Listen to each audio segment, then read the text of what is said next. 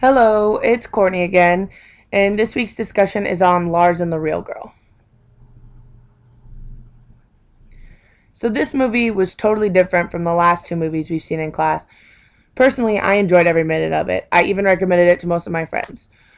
I love Ryan Gosling's role because, as an actor, you never usually see him as this kind of character, a very soft spoken, shy, and socially awkward guy. The leadership as well was very different. Instead of seeing a leadership role solely from a main character, we see leadership roles throughout every character that is introduced throughout the story. Instead of relating a character to the roles of leadership like I did last week, I'm going to relate the laws to the characters that presented it. The first book, The 21 Irrefutable Laws of Leadership, I noticed that two of the laws were shown through a couple different scenarios, and they slightly work hand in hand and relate to each other.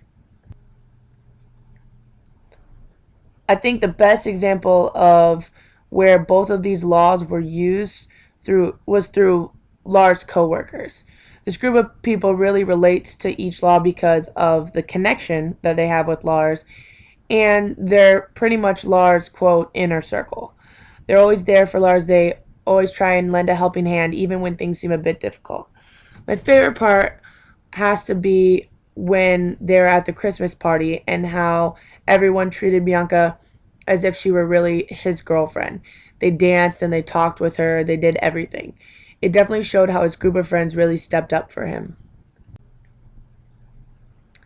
In emotionally intelligent leadership, two factors stood out to me: flexibility and how it relates to his brother Gus, and optimism and how it relates to his sister in law Karen.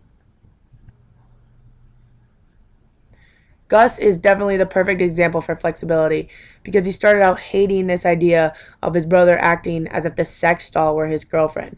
He tried to talk him out of it, he tried to point out that she was a doll, he just couldn't handle it. As the movie progresses, he begins to realize that in order to help his brother in any way that he can, it has to be by going along with his delusions.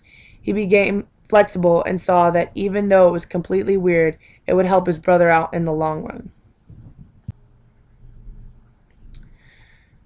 Karen fit the role of optimism perfectly because from the very beginning she was supportive of Lars and his girlfriend.